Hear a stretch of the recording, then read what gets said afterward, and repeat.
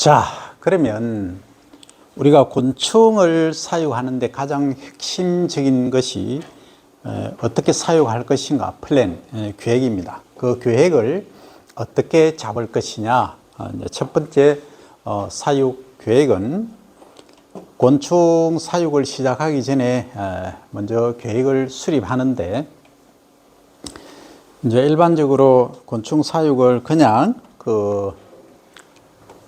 어린이 공원이라든지 아니면 행사장에 가서 그냥 케이지 안에 이렇게 들어있는, 그냥 사와서 그냥 재미로 이렇게 키우는 경우가 있고, 그게 아니고 취미가 아닌 업으로 이것을 통해서 경제적인 이윤을 추구를 하거나 아니면 사회적 공익적 목적으로 사용을 할 때도 이것은 손실이 있어서는 안 되겠다 하는 그런 경우에 이 계획은 아주 필수적이다. 그리고 개인 취미로 하는 것은 솔직히 한두 마리 그냥 그러면 안 되겠지만, 큰 문제가 없지만 이 두 번째 후자의 경우는 매우 중요하다 하는 것입니다. 그래서 이 문제점들이 발생하지 않게끔 하는 것이 중요하고, 효율적으로 관리를 도모해야 된다. 특히 곤충의 대량 사육을 위해서는 시설뿐 아니라 많은 비용이 들어간다. 그래서 정밀한 사전 계획을 짜내야 과다한 지출과 시간의 손실을 막을 수 있다. 따라서 사육 계획에 필요한 우선 항목별로 이제 검토를 할 건데, 가장 핵심적인 것은 이제 이 사항 이전에 검토해야 될 것이 시장성을 반드시 검토를 해야 됩니다. 예컨대 이제 벼 같은 경우에 주곡이다 하면은 이제 누구나 소비를 하니까 문제가 없어요. 근데 이 곤충은 소비층이 전층이 아니에요. 그러니까 어린이가 좋아한다거나 아니면 요것은 애완용으로 오는 어린이가 좋아하고, 그 다음에 식용 또는 야경은 좀 연세가 드신 분들이 좋아하고, 그리고 또 화장품이나 기능성 뭔가를 만들 때는 또 여성분들이 또 좋아하고, 이 성별로 좀 다르다는 거죠. 그리고 국내, 외국에 이제 타켓을 또 어디에 둘 거냐. 그래서 시장성이 전혀 없을 때는 하지 마라 합니다. 그냥 시범적으로 연습만 하시라 하고, 이게 이제 어느 정도 경제성이 있겠다 싶으면 시작을 하라고 하는데 문제가 있습니다. 자, 시작하기 전에 대규모로 크게 한다, 시장성이 있다, 수출성까지 있다면 대기업이 그냥 안 돼요. 대기업이 해버립니다. 그렇기 때문에 이 중소기업이나 우리 일반 농민분들은 그 틈새 시장을 뚫는 방법을 모색을 해야 됩니다. 예컨대 이런 경우에요. 지금 이제 누에 같은 경우에는 거의 이제 중국에서 수입이 되죠. 그래서 진주가 실크의 명산지다 이렇게 이야기를 하지만, 지금은 실크 산업이 거의 이제 도태가 되고 있죠. 그러면 가격 면에서 안 된다. 그러면 어디로 뚫어야 되느냐? 품질 면에서 차별화를 해야 되는데, 품질 면에서 그만큼 그렇게 차별할 수 있는 방법이 없으니까 지금은 이제 누에를 활용한, 그러니까 실크가 아닌 비단이 아닌 이제 누에 자체를 이제 기능성화하는 그런 쪽으로 흘러가고 있듯이, 이 산업곤충도 마찬가지다. 애완용으로 이제 한다고 하면 어린이들 상대로, 또는 정서 함량을 한다면 이제 노인분들이나 아니면 뭐 좀 우울증이 있으신 분들, 또 뭐 혼자 계신 분들, 이런 분들이 반려동물을 대체할 수 있는, 또는 반려동물과 함께 할 수 있는 여러 가지 방법을 모색할 수 있는데, 문제는 지금 기농기촌 하시는 분들도 그래요. 가장 소위 망하는 케이스 1호가 아무것도 모르고 무리하게 투자를 3억 4억 한 순간, 그때부터는 위험성이 뒤따른다. 그래서 어떻게 하느냐, 기농기촌도 기촌은 조금 얘기가 다를 수도 있지만 기촌도 그렇습니다. 먼저 내가 살 곳에, 정착할 곳에 최소한 1년은 머물러 봐야 됩니다. 한 사이클 돌아야 됩니다. 그리고 기농도 마찬가지고. 그래서 이 곤충 사육은 교육을 제대로 받아야 된다. 제대로 받지 않고 그냥 무리하게 시설만 투자해 놓고 교육받고 뭐 해가지고 낭패를 볼 수 있다. 그래서 처음에 시작은 그냥 집에서 뭐 한 돈 10만 원치 하든지 뭐 몇만 원치만 해서 하다가 요게 나는 사육 기술은 어느 정도 되겠다 하면 더 이제 시스템화된 데서 배워야 됩니다. 그 다음 시스템화된 데서 배우더라도 문제는 내가 내 돈을 투자를 해서 사육실을 짓는다. 저는 말립니다. 리스크가 너무 크기 때문에. 왜? 시장성이 아직 형성이 안 됐기 때문에. 그래서 시장이 어느 정도 형성이 되면 이제 출발하는데, 이게 시장이 뭐 예를 들어서 1조 단위 이상 가겠다. 뭐 군뱅이 연간 판매액이 1조 정도 넘겠다. 지금 한 700억 가까이 되죠, 1년에. 1조 정도 되면 대기업이 그냥 달라드는 거예요. 그러면은 우리 농민들이나 중소기업은 할 일이 없어요. 농업법인도 마찬가지고. 그래서 경쟁이 안 됩니다. 왜냐하면 시스템화 쫙 된 데하고 비교가 안 되죠. 그래서 하지 마라. 이렇게 말씀을 드리고, 이제 그 시장성이 좀 적다. 예를 들어서 한 1000억대 미만이면 대기업은 손을 거의 안 댑니다. 그럴 경우에는 틈새 시장을 활용해서 농민분들이 이제 단합해서 하나의 이제 군뱅이 뭐 생산회, 뭐 군뱅이 협동조합법인, 영농조합법인 이런 식으로 하는 것은 괜찮을 겁니다. 그래서 어느 정도 매출이 소비가 생기고 난 다음 해야 된다. 그래서 뭐든지 그래요. 소비가 있는 곳에 생산이 있어야지. 생산이 있는 곳에 소비가 있다. 이것은 리스크가 너무 크다. 그래서 제가 이제 줄기차게 군뱅이 홍보를 하고 우리 쌀 먹기 운동, 우리 밀 먹기, 우리 콩 먹기 이렇게 운동을 하고 있지만 어느 정도 한계가 있다. 그래서 소비자분들이 찾지 않는 농업 산업은 참 어렵다. 그래서 무리한 투자를 하지 말라는 말씀을 먼저 드리고 이 설명을 드리겠습니다. 자, 첫 번째 고려해야 될 사항은 사육해서 무엇에 쓸 것인가. 목적이 분명해야 됩니다. 그래서 곤충을 그래야 어떤 곤충을 사육할 것인가가 되고, 또 여기에 관한 시설, 비용들이 합리적으로 고려된다. 산업곤충 가운데 갈색 거즈리 들어보셨죠?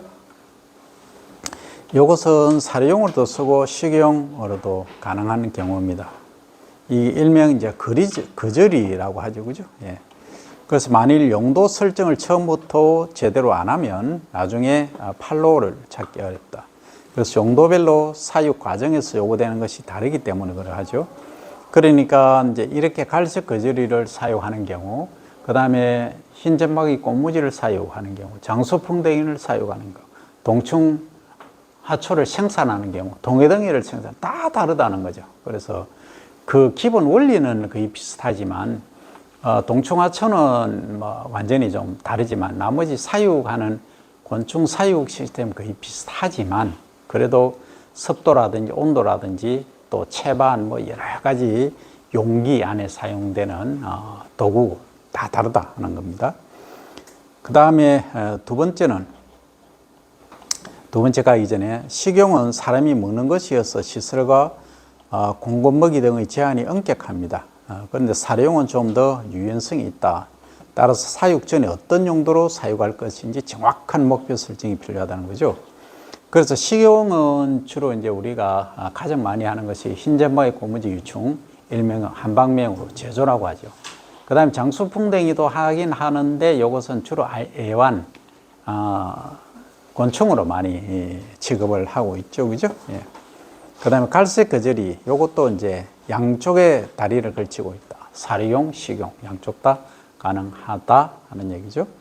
그 다음에 이제 두 번째 대상 곤충은 생물학적 특성이 뭐냐 하는 겁니다. 그래서 1년에 한 사이클 도는데 시간이 얼마나 걸리고, 그 다음에 이게 변태냐, 불완전 변태냐, 완전 변태냐에 따라 다르고, 이게 알을 놓고 번식하느냐, 아니면 뭐 다른 형태로 하느냐, 그 월동은 어떻게 하느냐, 그 알 관리는 어떻게 하느냐 등등 여기에 관계되는 거죠. 그래서 생활사 사이클 몇 회 가능하냐, 또 뭘 먹느냐, 사료가 이제 중요하죠. 그 다음 사료 유충끼리 집단으로 사료하고 유충을 같이 넣어줘도 문제가 없느냐, 이런 경우죠. 갈색 거저리 같은 경우는 채반이 있으면, 이 채반이 쫙 있으면 채반 속에다가 그 사료를 넣습니다. 주로 사료는 이제 뭐 여러 가지가 있는데 옥수수라든지 아니면 쌀겨도 가능합니다. 이것을 이제 약간 소프트하게 넣어주면 가장 좋고, 그럼 얘들이 와서 싹싹싹 먹죠. 근데 그냥 오픈된 상태는 습도가 높기 때문에 드라이 되기 때문에 몸체도 바디도 드라이 됩니다. 그래서 문제가 있기 때문에 위에 이제 잎채소, 배추 같은 걸, 배추잎 같은 걸 이렇게 덮어주기도 합니다. 그래서 이게 뭐 소규모로 할 때는 문제가 없는데 대규모로 할 때는 반드시 이 채소류를 같이 재배해야 된다 하는 점이 있겠습니다. 그래서 이게 어떤 곤충을 하느냐에 따라서 먹이, 사료가 달라지기 때문에 매우 중리를 주의를 해야 된다. 그 다음에 겨울과 같은 극한 환경에서는 어떤 성장 단계로 월동이 가능하는지, 이것도 또 곤충의 생리 생태 특성이 명확히 밝혀져야 한다. 그래서 대량 사육을 위한 절차를 만들어낼 수 있다. 그죠? 이 같은 정보가 부족할 때는 일반적으로 먹이원 자체뿐만 아니라 곤충을 구하거나 채집하기가 비교적 쉬운 곤충을 선택하는 것이 좋다. 또한 1년에 2, 3세대 정도의 생활세를 가지고 있는 곤충. 그러니까 이것은 이제 흰점바위 꼬무지 유충 같은 경우에는 한 사이클 도는데 유충 기간만 88일이죠. 그리고 이제 번데기 기간 30일, 그러니까 118일 정도 되죠. 그 다음에 이제 꼬치 기간이 번데기 기간이니까 120일에서 130일이면 완 사이클이 다 돕니다. 그러니까 넉 달 정도 보면 1년에 3사이클 돌 수 있죠. 그래서 이제 이 생리적 특성을 명확히 알아야 된다. 그러면 한번 실패하더라도 이제 1년에 3사이클 돌릴 수 있기 때문에 나머지 이제 극복을 할 수 있다는 거죠. 그리고 만약에 이제 군뱅이 사육을 하다가 이게 마케팅 판매가 잘 안 된다 할 때는 이것을 대체를 또 할 수 있는 방법이 있다 하는 겁니다. 자, 그 다음 대체를 한다는 게 다른 게 아니고 이제 쉰다는 거지. 한 사이클 쉬었다가 또는 2사이클 쉬었다가 1년에 한 사이클만 할 수도 있다. 근데 이제 문제가 있죠. 이거에 시설을 만들어 놓고 사육을 안 해버리면 그만 공간 활용이라든지 시설 활용이 안 되기 때문에 이게 감가상각비를 계산해 보면 1년에 예를 들어서 내가 1억을 들여서 사육사를 지었다면 10년 정도로 봅니다. 그럼 10년 사용하면 1년에 1,000만 원. 사육사에 관한 비용만. 그 다음 전기세라든지 뭐 다른 그 이용료 생각하면 상당히 손실이 크다는 거죠. 그런 점들을 반드시 감안을 하라 하는 거죠. 그 다음 곤충 생리적 특성 반드시 알고, 그 다음에 대량 사육을 위한 절차를 반드시 만들어라 하는 거죠. 지금은 내 스스로 1억을 투입을 해서 예를 들자면 100평 규모, 그러니까 시설하우스는 판넬로 만들든 어떻게 하든 한 50평 또는 40평 규모에서 한다라고 가정하더라도 이것을 다음에 이제 대량으로 확장할 수 있는 여지는 남겨놔라 하는 거죠. 그래서 이제 세면 바닥을 만들더라도 세면 콘크리트 타스를 하죠. 레미콘 차를 부르더라도 지금은 터 작업은 반드시 다 해놓고, 그러니까 2배 정도로 확장할 수 있게끔 해놓고 운영은 지금 조그맣게 하고 판넬 사이즈를 좀 처음에는 적게 지으면 됩니다. 그렇게 활용을 하면 된다 하는 거죠. 그러니까 세면 콘크리트부터 터 닦기부터 다시 시작하면 여러 가지 비용이 몇 배로 들기 때문에 그러는 거죠. 자, 그 다음 그리고 이제 이런 경우도 있어요. 내가 터 닦기 공사를 이만큼 해놨어요. 100평을 해놨는데 이제 100평이 다 필요가 없으니까, 그러면 내가 지금 사육사 짓는 건 30평만 사용하고 있다는 거죠. 그러면 나머지 70평은 의미가 없다. 의미가 없는 게 아니고 거기다가 이제 유충 사료를 생산할 수 있는 방법, 그리고 이제 톱밥을 가져와서 적재할 수 있는 장소로 우선에 쓰다가 나중에 이제 대량으로 사육해야 되겠다, 판매가 좀 된다 할 때는 그걸 이제 다른 장소로 옮기고 거기 평탄 세면 콘크리트 해놨으니까 거기다가 이제 판넬로 이렇게 이어서 크게 만드는 그런 방법을 말합니다. 그렇게 이제 계획성 있게 활용을 하면 되겠다는 거죠. 자, 여기까지 하고 그 다음 사육 계획의 3단계에서 이제 세 번째는 본격적인 사육에 들어갈 수 있는 시설, 사육 시설하고 규모를 이제 설정하라 하는 얘기입니다. 이게 상당히 어려운데 통상적으로 지금 이제 농촌진흥청에서 정하는 어떤 사육 기준 모델이 나와 있습니다. 그래서 그 모델을 보고 하면 좋은데 이게 이제 내 체형에 내게 또 안 맞는 경우도 있어요. 그래서 기본 프린시플 원리는 그걸 따르고 나머지는 내가 그 다른 데 가서 좀 견학을 해야 되겠죠. 견학을 하면서 얘기를 잘 들어보고 어떻게 좀 개선을 해야 되겠다. 내 나름대로. 또 작업자마다 다 다르죠.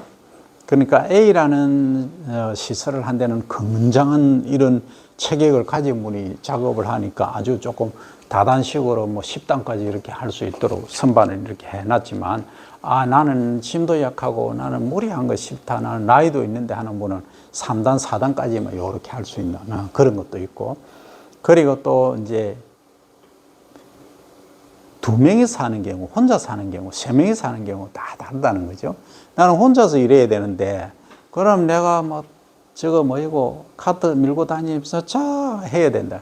그럼 등골이 빠진다. 고생을 한다. 그래서 그런 경우에는 그렇게 안 하고 시스템적으로 자 어떻게 내가 알을 이제 성충해서 알을 분리하면 자동으로 딱 순서대로 해서 딱 수확할 때 되면은 요 자리에 올 수 있게끔 그거만 가서 이제 수확을 할 수 있도록 그래서 중간에 똥을 치우고 사료를 투입하고 할 이유 없이 한 번에 뭐 한 사이클로 다 해줄 수 있는 그런 시스템도 중요하다는 거죠. 그러면 일을 든다는 거죠. 그런데 이게 있어요. 그러면 처음에 이제 성충 상자에서 이제 알을 놓으면 알을 분리했다. 그러면 알 그 통에 100마리가 있다. 이 통에 100마리가 있으면 이 100마리를 중간에 이제 똥도 갈아주고 새 사료도 채우고 하는데 그냥 내가 출하할 때 3년 환기, 말기 되어서 이걸 가공을 해야 되는데 출하를 할 때 요때까지 사료를 몇 번 갈아줄 것이냐. 그냥 안 갈아주고 바로 출하할 수 있는 상태로 하면 가장 좋은데 일을 적게 하니까 문제는 장소 공간이 많이 차지한다. 하나의 케이지가 있으면 케이지 안에 뭐 50마리, 60마리밖에 못 키운다는 거죠. 그렇게 안 하고 자주 내가 갈아줄 여건이 되면은 300마리도 키울 수 있다는 거죠. 그게 다르다는 거죠. 그리고 또 하나, 이게 이제 어릴 때는 이만한 40리터, 30리터 이 리빙 박스 하나가 있으면 1000마리도 키웁니다. R에서 1형, 1형은. 그런데 이게 3형 되면은 사이즈가 크기 때문에 40리터에 1000마리 키우면 다 죽어버립니다. 병 다 걸리고 똥을 매일 치워야 됩니다. 그래서 안 되기 때문에 그런 경우는 이제 좀 크면은 100마리 정도로 이렇게 분리를 또 해야 되는 그런 경우도 있습니다. 이런 경우가 생기죠. 분리를 하다 보면 잘 소독, 청결, 위생에 신경을 안 쓰면 이게 하나 감염이 되면 전부 다른데 감염이 됩니다. 그래서 저는 이제 추천드릴 수 있는 게 처음에 한번 알을 쳐서 100개의 알을 리빙 박스 안에 넣었다면 100개를 끝까지 가는 게 가장 좋아요. 그러면 사료는 조금 보충해 주는 정도는 관계가 없는데 이걸 덜어냈다가 또 다른 데 옮겼다가 하는 그거는 위험성이 가장 크다. 균이 곰팡이는 이렇게 바람에 의해서도 이렇게 날아다닙니다. 그래서 한 마리가 감염되면 전체를 감염시킬 수 있다 하는 얘기 때문에 그렇습니다. 그 얘기입니다. 그 다음에 이제 사육 규모는 생산 곤충에 대한 예상 수요량을 고려해야 한다. 그리고 특히 대상 곤충의 사육 종자를, 이 종자가 아닌 종충이죠. 종충이 가장 중요합니다. 기존 생산자로부터 분양받아 시작할 경우는 분양받자가는 다 좋다 얘기하죠. 그래도 이런 말보다는 사육할 농가에서 폭넓게 정보를 수집해라. 그래서 판매처가 얼마나 가능한지 평가한 후에 규모를 결정하라 하는 거죠.